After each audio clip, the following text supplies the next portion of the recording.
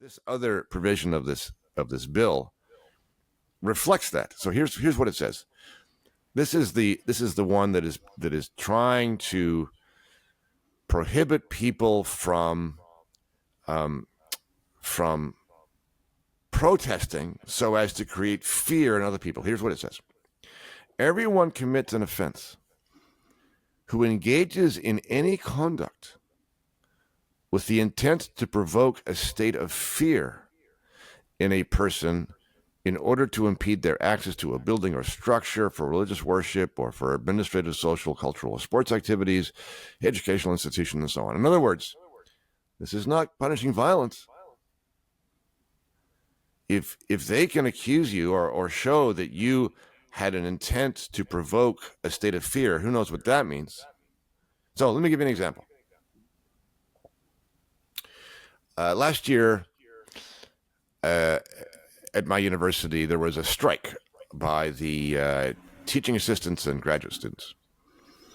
And you know what strikes are like. And this is not a particularly, militaristic group of people. They're generally very nice people and very gentlemanly and controlled. But as in with many groups, there's a fringe, and there were gatherings every morning during the strike, and mostly very peaceful. But I walk to work and I walk past these groups, and usually it's just totally fine. But on occasion, they got to being a little bit aggressive, yelling. And at one point, somebody recognized me and sort of yelled at me by name and in a disparaging way and so on. It's no big deal. But if you had discretionary enforcement of this provision that I just described, it would be possible to frame that behavior as conduct with the intent to provoke a state of fear in me as I walked by this strike gathering, in order to impede my access to the school, the law school building I was going to. Okay. That should not be illegal. If you want to yell and chant and try to intimidate without violence, to persuade somebody of your point of view and to persuade them that they're wrong and you're right and they shouldn't be doing that, that is part of being in a free country. And you're entitled to be able to try to aggressively influence people that way, but not according to this provision. And that provision reads to me like it's a direct reference to the Freedom Convoy. I think you're right. Right? The thing that always confused me was how anybody in Ottawa felt threatened in any way. I mean, obviously they weren't. Nobody felt threatened by this group of people. When you walk downtown Ottawa, it was a peaceful protest. People are in hot tubs and playing hockey and having barbecues, and eventually erected a soundstage and brought in DJs, right? Right. If you lived in Ottawa, yes, it was annoying. The noise was irritating. The honking probably would have driven you nuts if it was happening at 2-3 o'clock in the morning, right? But you didn't feel directly threatened. However, that was the story and that was the line in order to get the Freedom Convoy shut down. Yes, but here's the very important point, though. The words in this provision are to provoke a state of fear. Now, you and I are thinking of those words in the traditional way. That is, we're assuming that it means to provoke a state of fear about the possibility of violence. Okay? That's a threat. That's an assault. That's not what they're getting at. If you have a group of people in your downtown in a bunch of trucks that are advocating for an ideology that is contrary to yours and stands against everything you believe in, then now we are into provoking a different kind of fear. And that's the kind of fear I think they're talking about. This is a state of fear that until recently has been unknown to the law. But this is why they invoked the Emergencies Act, right? This was actually a threat to a particular kind of ideology. And to to push against those ideas is now considered to provoke a state of fear. Yeah, and yeah.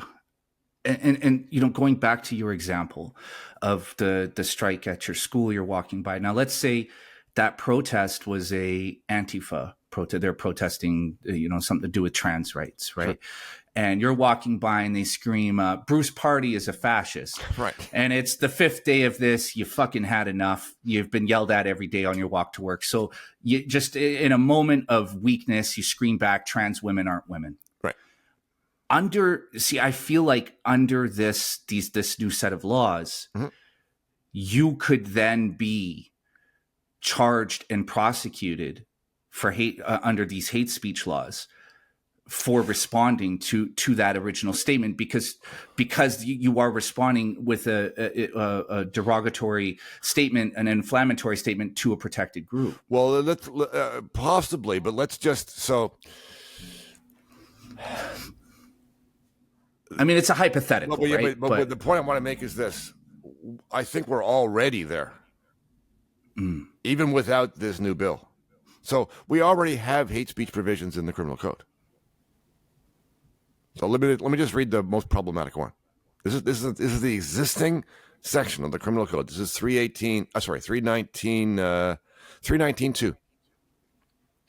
Everyone who, by communicating statements other than in private conversation, willfully promotes hatred against any identifiable group and is guilty of an indictable offense.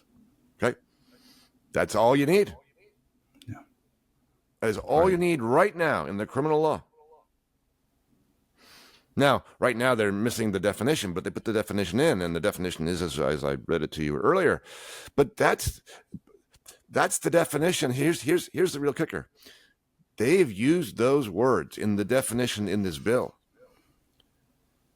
I suspect, because those are the words used by the Supreme Court of Canada to describe the situation in which it's okay to prohibit hate speech.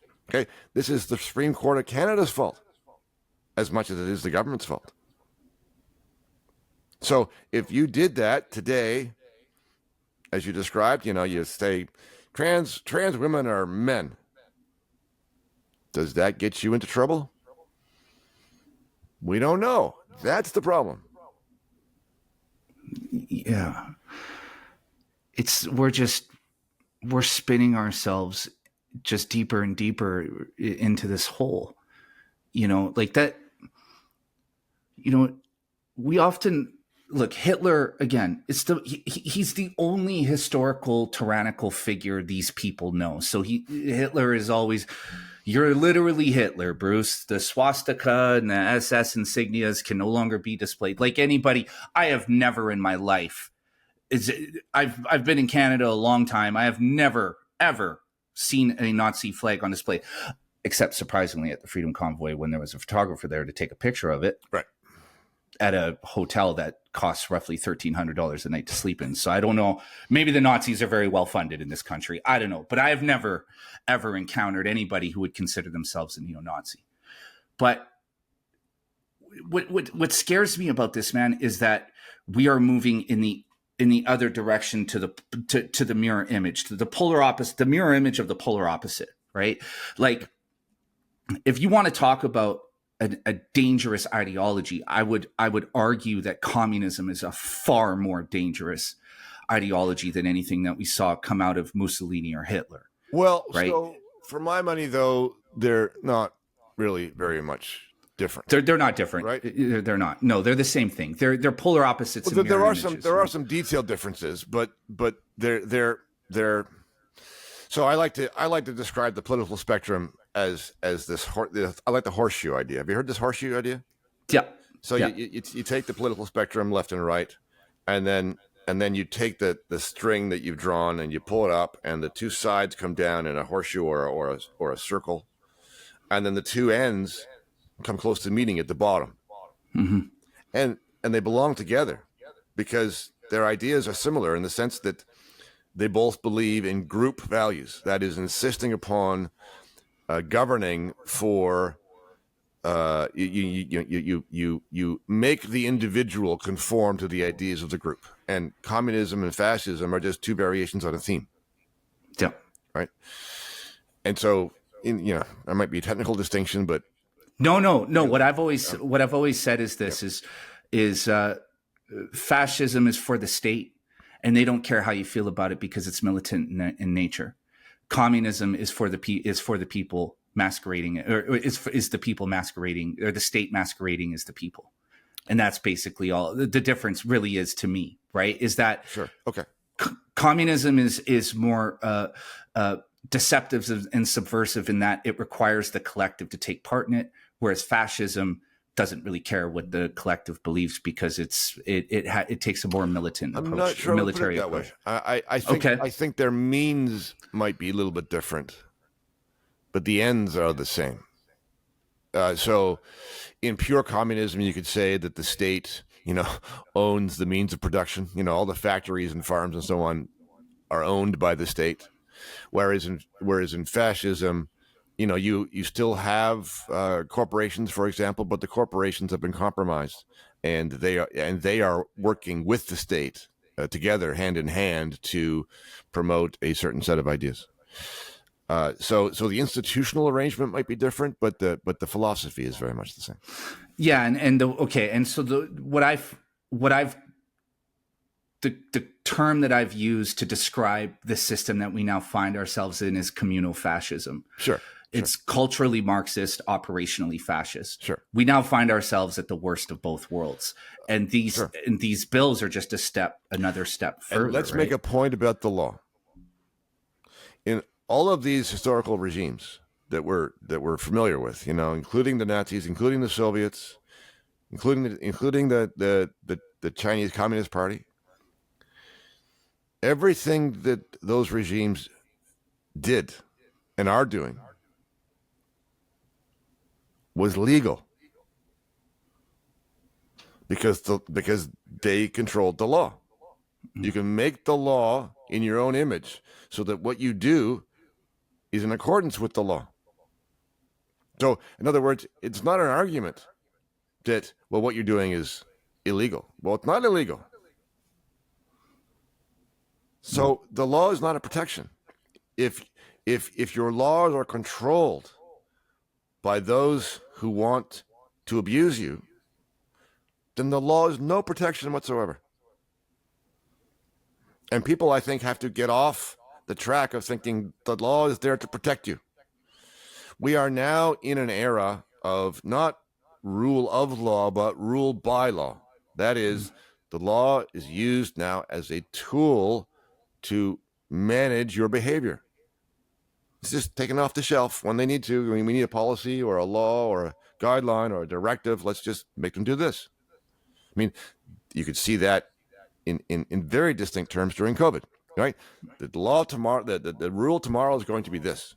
That's rule by law. Those edicts were not illegal for the most part. They were authorized by statute. Okay? They're legal. That doesn't make them okay. And what's also really troubling to me is that, so in Canada, we have our Charter of Rights and Freedoms. In the United States, you have the American Constitution, which in my opinion is a far superior document than our charter. But the Charter of Rights and Freedoms is there to protect the citizen against the rule of tyrannical law. But it seems like as time has gone on, and the more that our Charter of Rights and Freedoms has just been repeatedly infringed upon by government, right, that it's at this point it's null and void. It means nothing. It's just a piece of paper that has some ideas on it. Well, let's just consider for a moment. I generally agree with you about the U.S. Constitution. I prefer it to the Canadian version. Yeah, but some of the content of the American Bill of Rights is the same or similar to that of the Charter, right? So if you look at freedom of expression, for example, both documents have a very basic statement that you're going to have free speech, and yet they've ended up meaning different things. Who's doing is that? Okay, that's the courts. Those are our courts, not giving our provision the same kind of robust meaning that eventually they ended up with in the U.S. Okay? It is our institutional problem. Our institutions are manned by people with a particular kind of ideology in their heads. And don't get me wrong, there are people with similar ideologies in institutions in the U.S., but there are also other people with a different ideology, and they're having at least a battle about it over time, right? So right now in the U.S. Supreme Court, they have 5 conservatives and 4 liberals, and I use liberal in the modern leftist sense, not in the original liberty sense. Right. Okay, so they have a battle going on. We do not have a battle going on. No, because we have a consensus, essentially. I don't mean to overstate it. There are individuals who disagree, including judges. But proportionately, there is no real battle going on. Our courts are progressive courts, and they have over time been interpreting the charter in a progressive way. They have, in my mind anyway, have taken the words of the text of the charter and effectively changed it. Changed the intent and the meaning of what the charter maybe should have meant or was intended to mean into something else. But this underlines the point, right? The charter itself does not rule. The courts rule. And if your courts are peopled by a certain kind of ideology, then that's what you're going to get. Yeah, and that's what it seems like we're dealing with here, is that we're dealing with this large-scale ideological possession, one that continuously writes new laws and enacts new laws in order to justify what it actually wants to do in service to the ideology. So like you said, when you have courts, let's say 95% of them are being informed by this ideology. It's the ideology that supersedes everything. Sure. And because let's just acknowledge the difficulty here. Every written constitution has an Achilles heel, and that is that they are written in words, and words contain ambiguities. So no matter how hard you try, and we could have done a much better job, but no matter how hard you try to draft carefully and clearly, you can never nail down for sure what you mean to resist the inclinations of other people, meaning the judges, to interpret it in a different way. Okay? It's a very difficult thing to do, to prepare a document, especially a short one, that will clearly indicate what the answer is supposed to be on all problems. That can't be done. So you are always subject to this problem. And I would prefer that we start to see the law as what it actually is, rather than what we would like to imagine it to be. The law is a ritual, an anthropological ritual to justify political decisions.